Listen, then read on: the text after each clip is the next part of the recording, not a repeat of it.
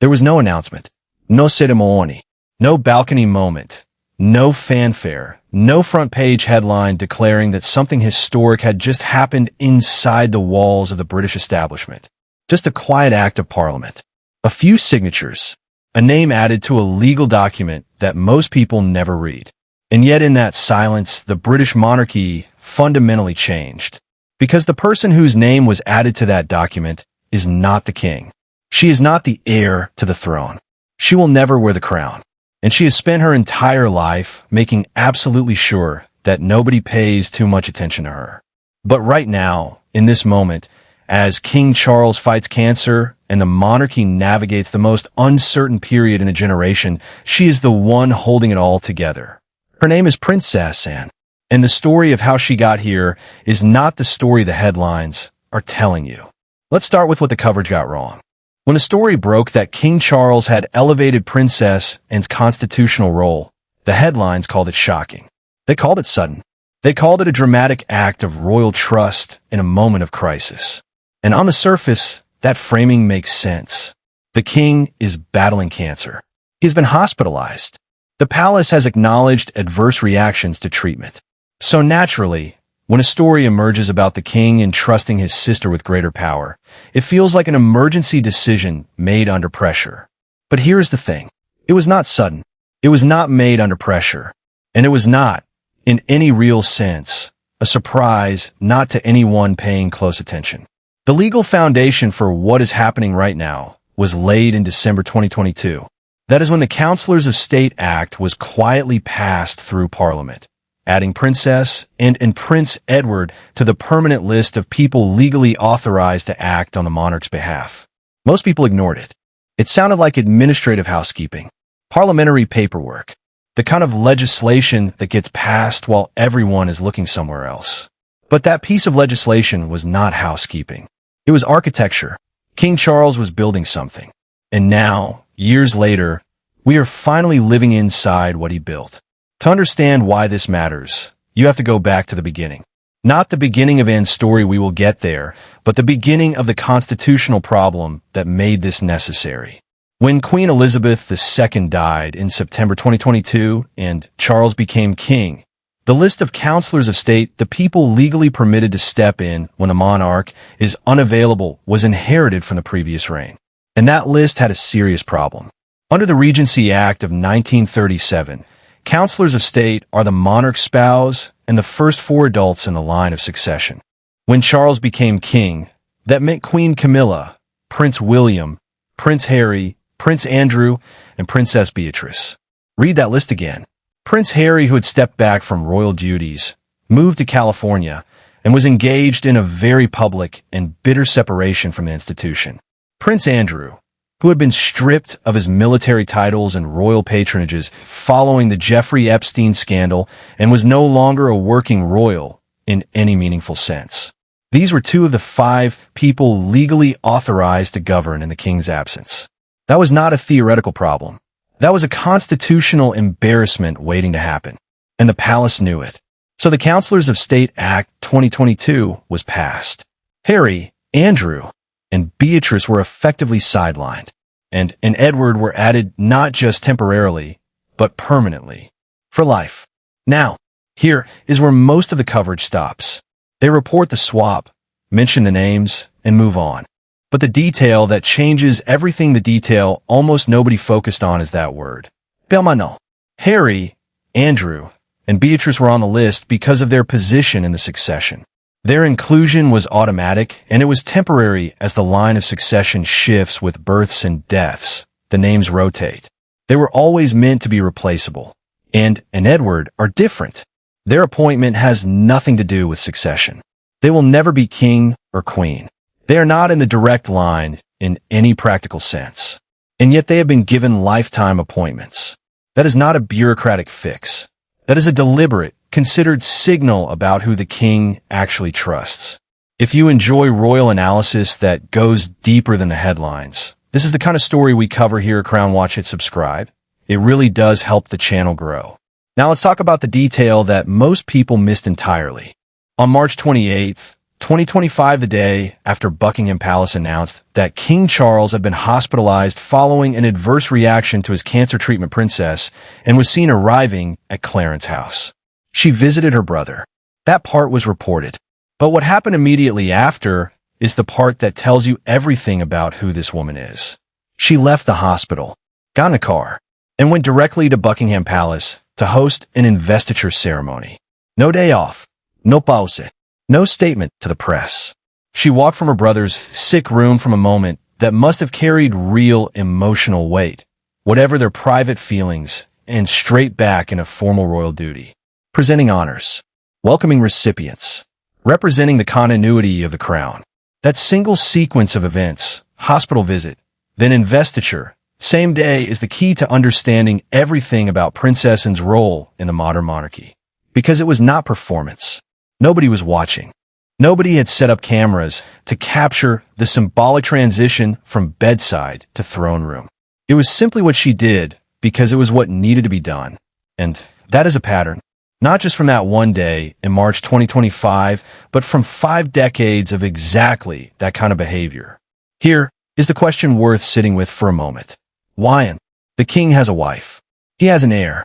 He has an entire institution built around the smooth transfer of royal function.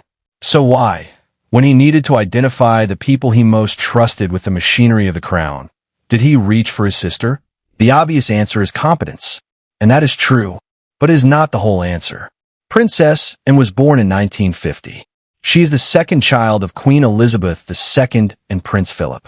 She grew up watching her mother carry the full weight of monarchy, the paperwork, the diplomacy, the relentless schedule, the complete subordination of personal life to institutional duty. And she absorbed that, not reluctantly, not as a burden.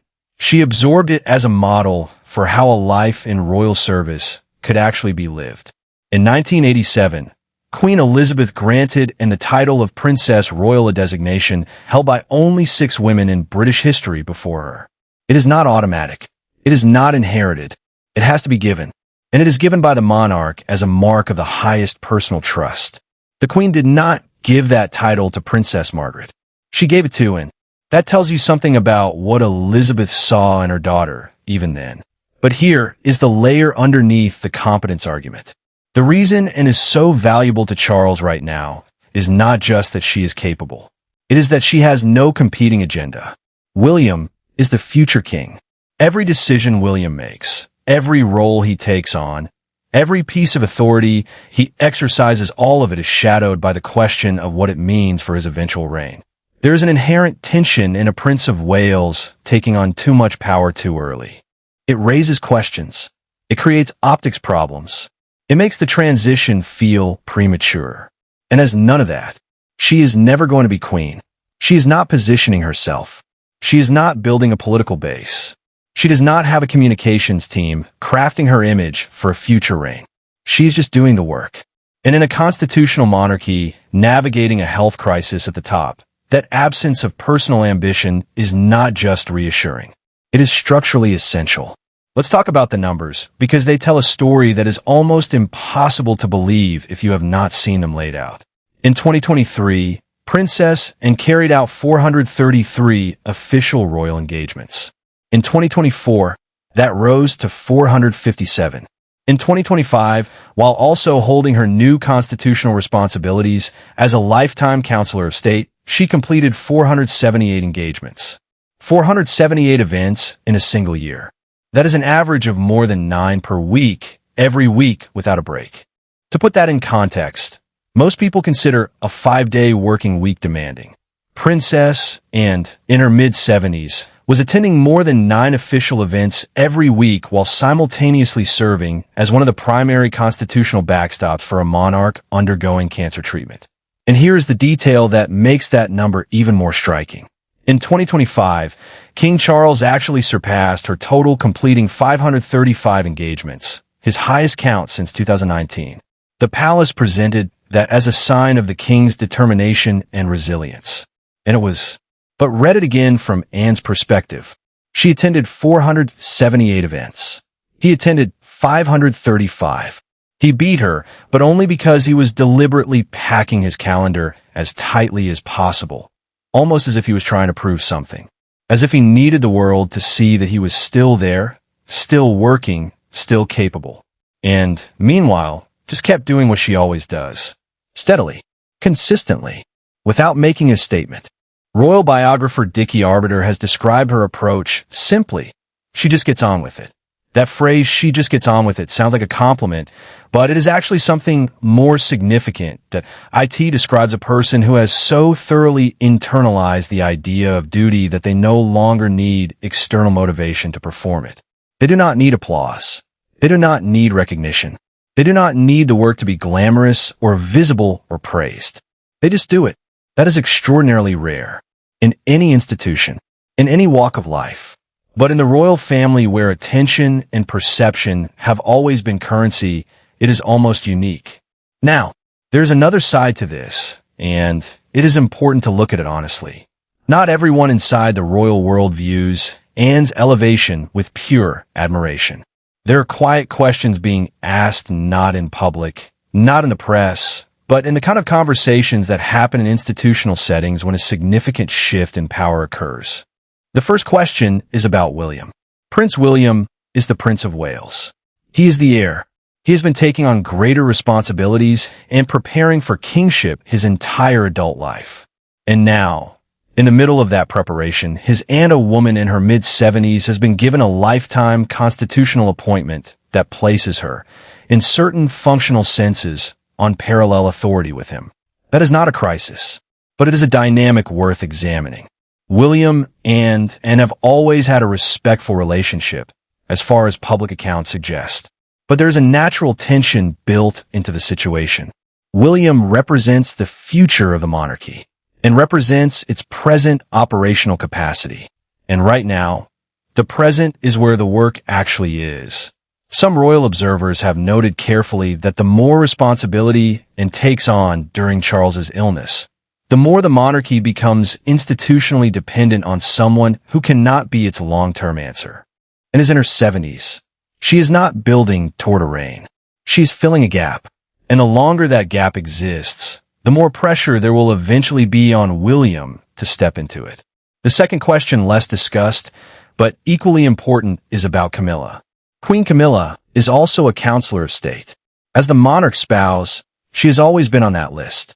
But Camilla occupies a uniquely complicated position in the British public imagination. She came to the role of queen consort carrying years of controversy. And while public opinion has shifted considerably in recent years, she does not command the same instinctive institutional trust that Anne does. When the palace needs someone to step in quietly and carry out constitutional business without generating headlines, they reach for Anne, not Camilla. That is not a slight. It is a reflection of the different kinds of authority each woman holds. Camilla's authority is relational, tied to her position as the king's wife. Anne's authority is institutional, built over 50 years of demonstrated competence. They are not in competition, but the contrast is real. Let's zoom out, because what is happening with Princess Anne is not just a story about one woman's role in a family. It is a story about what the British monarchy actually is right now, and whether it can sustain itself. 5 years ago, there were 15 working royals carrying out official public duties. Since then, the institution has lost Prince Harry and Meghan, lost Prince Andrew, seen Princess Alexandra retire, and watched the Duke of Kent and Duke of Gloucester gradually withdraw from active duties. The current working royal family, the people actually showing up and doing the job, numbers around 10. And with the older generation aging out, constitutional experts estimate that number could fall to 7 within the next few years. 7 people. 7 people to carry the public face of an institution that represents a nation of 67 million, maintains relationships with 14 Commonwealth realms, and is expected to be visibly present at thousands of events every year. Among those 7, Princess Anne is now, by any practical measure, the most powerful non-heir in the institution. The UCL Constitution Unit, one of the leading authorities on British constitutional law, has been monitoring this situation closely. Their analysis describes the possibility of what they call a soft regency. A situation where the monarch retains the core constitutional functions that are exclusively his, while the day-to-day operational work of the monarchy is distributed among trusted family members, with and carrying a disproportionate share. That is not a regency in the formal sense. It does not require an act of parliament. It does not involve Prince William stepping in as Prince Regent. It is quieter than that, more flexible, more deniable. The king remains king. The succession remains undisturbed. And Princess, and with her lifetime Counselor of State appointment, provides the constitutional mechanism for everything else to keep functioning. It is, in the most literal sense, a safety net. And King Charles stitched it together so carefully, so quietly, so far in advance, that most people did not notice until they were already inside it. There is a historical echo here worth naming. The British monarchy has always relied on senior family members to hold the institution steady during periods of uncertainty. Queen Mary was the anchor during the abdication crisis. The Queen Mother provided continuity through the early years of Elizabeth II's reign. These were women who exercised enormous informal influence without formal constitutional authority. And is different. She has the formal authority. She has the legal appointment. She is not just a symbolic presence. She is a constitutional actor with defined, documented powers that has never existed in quite this form before. A princess royal, outside the direct line of succession, with a lifetime constitutional appointment, functionally operating as a regent in waiting for a king battling cancer while the heir prepares for a future reign. It is unprecedented, and it happens so quietly that most people are still not sure what it means. So let's go back to that moment. March 28th, 2025.